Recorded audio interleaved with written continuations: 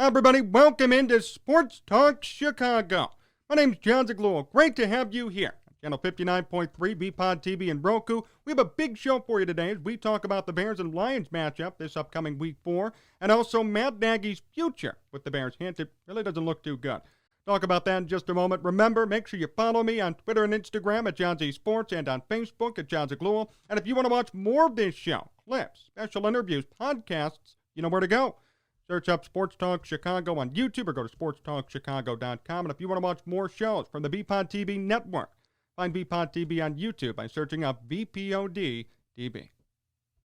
Before we start today, I have to tell you about State Farm agent Brian McDevitt. A lot of our listeners have gone to him for all their insurance needs, and he's been very helpful in getting them the coverage they deserve. There's no games with Brian. He's just here to help and make sure you feel safe. So if you have insurance needs and you haven't called him yet, what are you waiting for? Dial up the number, 630-796-2662. That's 630-796-2662. Or find him online at ryanismyagent.com. That's ryanismyagent.com. And make sure to mention Sports Talk Chicago. Like a good neighbor, State Farm is there. I want to start today with this. We've seen this before. You know, you think over time, if something doesn't work, you fix it. You get better. You innovate. You don't stagnate. If it's broken, you fix it. You don't move backwards. You don't regress, you progress. The Bears have an open wound right now. We all know that. Matt Nagy's a big problem. Justin Fields not developing. It's even a bigger problem. Why are they putting the Band-Aid on it then? Why not really fix the wound, put stitches in there? Make sure it's 100% better. Why are they using stopgap solutions to try and make a permanent fix? Matt Nagy came out and said during his press conference that now he doesn't know who's going to be calling plays, which all indications would show that that's Bill Lazor, who's finally going to be calling plays this upcoming week. My question is, number one, why wasn't this done at the beginning? Number two, is this going to work?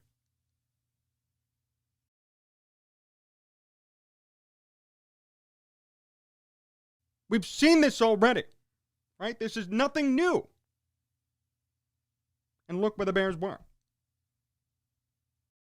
I know everybody hated last year. Everybody hated Mitch. Everybody hated Nagy and Pace. When they made the switch to Bill Lazor, the Bears won games, put up 30-plus points, bad teams, whatever. Went to the playoffs. Nagy took over play calling, and look what happened. At the end of the year last year, I remember January. Everybody said, fire Pace, fire Nagy.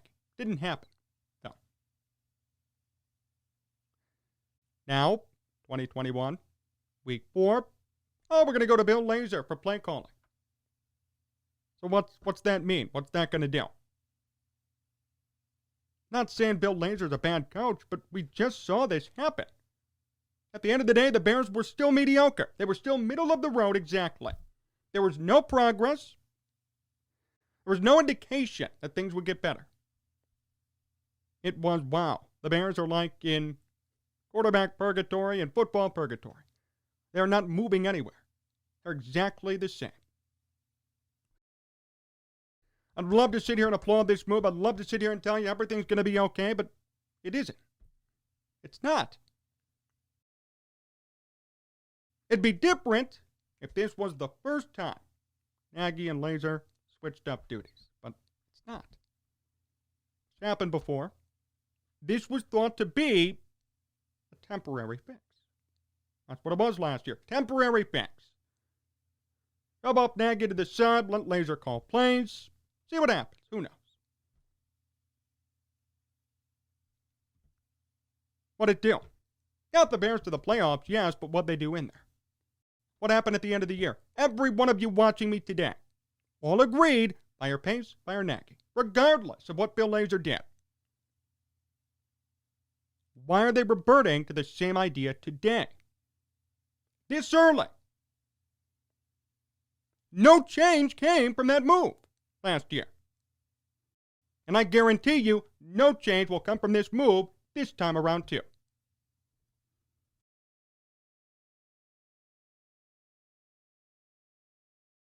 I don't know why no one sees this. Now, you have some people rejoicing about this move, and I get it. I really do.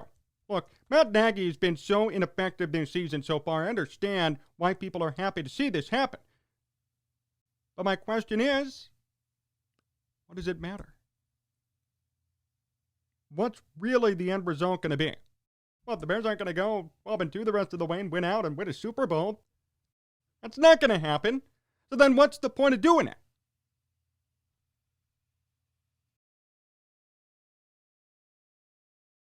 This is just a Band-Aid. It's not stitches. It's a Band-Aid. We saw the same Band-Aid work last year. Now look where they are now. And they come into this weekend facing off against a pretty gritty Detroit team. Now, at the beginning of the year, I thought this would be a shoo-in. Big win for the Bears, so easy. Remember, Mitch Trubisky never lost to Detroit. Yep, even with Matt Nagy as his play caller. And John Fox never lost to Detroit. Now we face a situation today where it looks like whomever starts, Dalton, Fields, Foles apparently, we'll talk about that in a second, they might lose. They actually might lose. And Detroit's 0-3, right? Record-wise, not a good team. But they have played some competitive football. 49ers and Ravens. Both losses by one possession or less. That's it. Both losses by one possession. 41-33 and 19-17. They would have actually beaten the Ravens if it wasn't for Justin Tucker breaking a record. Think about that. Jared Goff is actually playing well, which I'm shocked about. Jamal Williams, DeAndre Swift, both have 100-plus rushing yards already. This is not a joke of a team whatsoever. Meanwhile, the Bears are sitting here putting out 3 different fires at once. Won't be an easy game. Telling you right now. Not a shoo-in, Bears fans. Don't think it is. I have no clue who the starting quarterback's going to be. I do know David Montgomery will run well if he's given the football. I also have no clue what's going to happen to these receivers. Take a look at these numbers. I mean, seriously, this is atrocious. Darnell Mooney is the Bears' leading wide receiver with 101 yards. It's been 3 games. And the Bears' leading wide receiver has 101 yards. There will not be a 1,000-yard receiver on this team this year. Not one. No one cares, though. Too many other fires to put out on the home front. Who's the quarterback? What's Matt Nagy doing? And oh, yeah, right, the Bears are moving to Arlington Heights.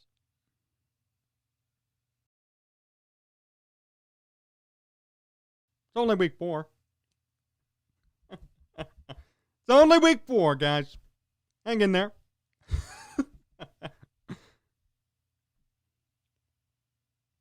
I don't know what to make of any of this. It's information overload. There is too much to unpack between small little nuances and really big headlines. Matt Nagy insinuating that Nick Foles could start is a joke, and I get it. I understand you want to play decoy with the team you're facing, but it's the freaking Lions. The Lions. I get it if you're facing the Rams, right? You're facing a heavyweight contender. You're facing Detroit. And you're worried about a decoy. Really think about that, Bears fans. You're worried about Detroit. Matt Nagy is so worried about Detroit that he's going to come out and say Nick Foles may start as a decoy. What have we come to? What have the Bears come to as an organization? It's only week 4. What have they come to?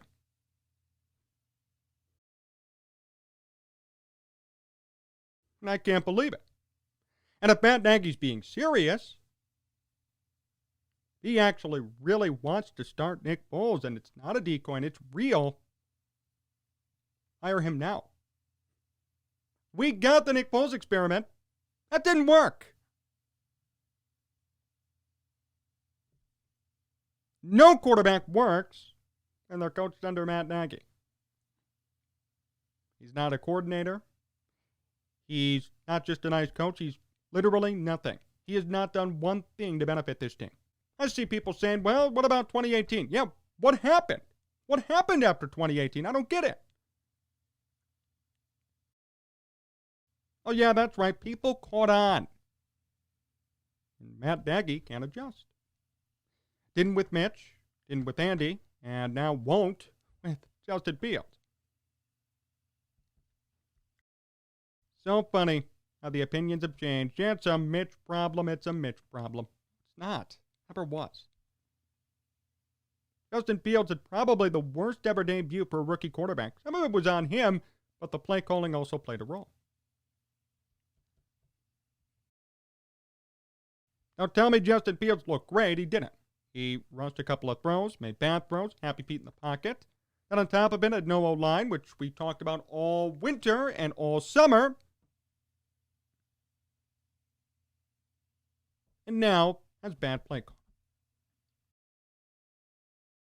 But nope, put him in right away. Don't even waste your time on the bench, right? That's what everybody said. It's a waste of space to have him on the bench. You got to put him in now. What are you, crazy? Right. I'm the crazy one. I don't know what I'm talking about. And apparently, Justin Fields is a great quarterback, and this team is going to be perfect. Not doubting Fields' ability. I'm doubting who's coaching him. He is not going to be a good quarterback until another coach comes in, plain and simple. So you better brace for more of these bad performances. That's just the way it's going to go.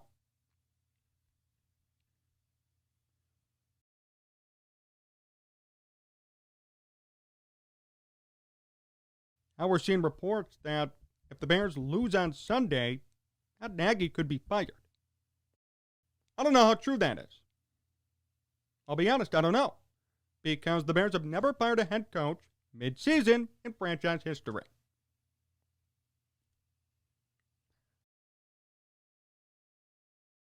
I really don't think they'll lose to Detroit. I hope. And I could see a way in which they could, but I doubt it. The defense is going to come up big, especially against Jared Goff. Jared Goff, we all remember the Sunday night game with the Rams, 2018. It looked horrible. The Bears will find a way to contain him, no question. And they're going to win based off the back of their defense. But as far as who the quarterback is, if there's any progression, will there be a good play call? That's all up in the air. Matt Nagy's ridden the coattails of his defense his entire tenure at Chicago.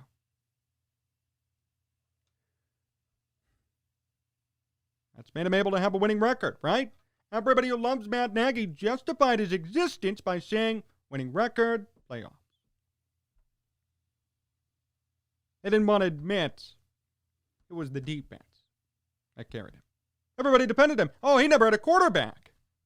He won in spite of Mitch Trubisky. He won in spite of Nick Foles. In spite of Mike Lennon. Wrong.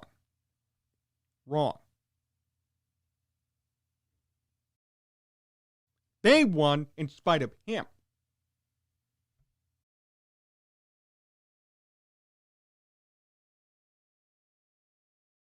Vince team's a dumpster fire. Want to know the worst part? Storied franchise. Great franchise. One of the founders of the NFL. Historic, storied. And this is what we're dealing with here. This is Cleveland Browns crap. That's what it is. Plain and simple. This is Cleveland Browns crap. Houston Texans crap. Expansion team crap. Not founding member of the NFL, great team, storied franchise crap. They're acting like an expansion team. Like they don't know the NFL, have no personnel, don't know what to do. Why? You have money, big market, great resources, and you're still in this position. I don't get it.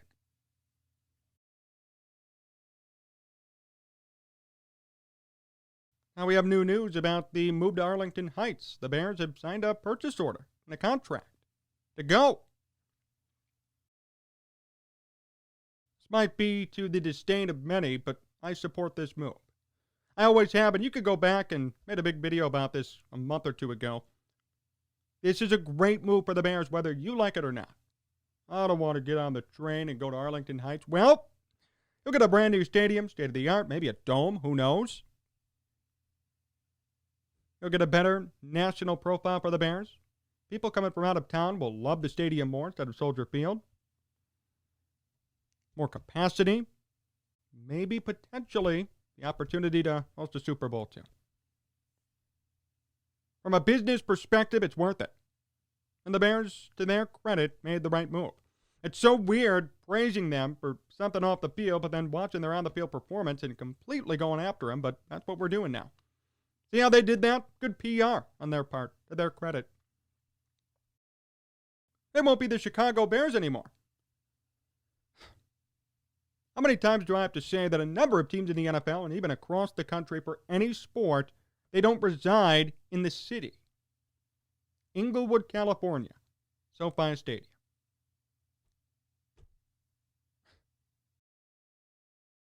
Not a big deal to be in the city. Los Angeles Angels of Anaheim. About an hour and a half from Los Angeles, they're in Anaheim.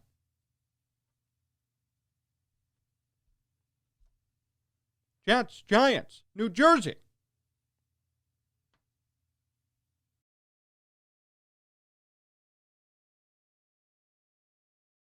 Happens all the time in sports. No need to complain, no need to worry. The Bears will still be the Chicago Bears. They'll just be a state-of-the-art football team now. Again, a founding member of the NFL should not have a capacity of 62,000 people. Shouldn't be worried about the Chicago Park District either. Let them own their own place. That's the point of this whole move, and that's great. Happy to see it.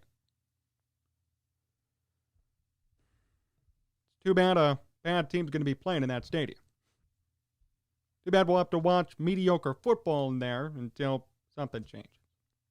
I'll reiterate this again. Matt Nagy needs to go now, like right now, bye. I've seen enough. I had seen enough last year. I'd seen enough even a year ago, 2019. It's so hard for me to wrap my head around why is he being rewarded for mediocrity like this? There's only so much his first season could do, right? 2018. Why are we compensating him and giving him the benefit of the doubt for no reason? 2018, 2021. What have you done for me lately? Hey, what'd you do for me a couple of years ago? That was great. Remember? No. He's done nothing for this team lately. And the move to give Bill Lazor the playbook, Bears fans, I hate to say it, but it won't really make much of a difference. It won't. That's not a knock on Bill Lazor, not a knock on Fields or Dalton or whomever. All I got to do is point you to last year.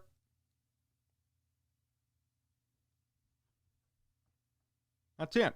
8-8, first round exit. At the end of the year, everybody said, fire Pace, fire Nagy, right? And look where they are today, right? The same moves are being made. What, it's going to be different now with Lazor calling plays? No, this is just a small fix to a giant gaping issue. Nothing of substance will come from this. Might win a few more games and be happy. They'll win 7 games instead of 5, or 8 games instead of 4. What's that going to do, though? They're still going to be stuck in mediocrity. Nothing's going to change. Justin Fields' development could be an issue.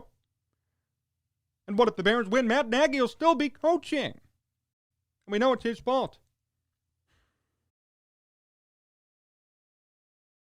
This is one of the worst eras that I've seen in Bears history. The fact that it's week 4 and we're giving up on the season already is unheard of to me. Everybody's given up on this season. I am. Other media is. Fans, players, coaches, everybody. Everybody all around has already thrown in the towel on this season. That's the attitude you want? That's the attitude you want to project to everybody? So be it. There better be accountability then. The fact that Nick Foles is being thought of as some replacement, maybe we'll put him in. When will you realize it's not them, it's you? Can't even believe that was floated as a possibility. Like he's just disregarding what's happened. Some point, it falls on you. I go on dates with 10 different women, and all of them don't work for the same reason. I have to look at myself in the mirror and say, you know what? Maybe it's a me problem, not a them problem. Same thing. How many quarterbacks has he gone through here? When is he finally going to say, you know what? Maybe it's a me problem, not a their problem?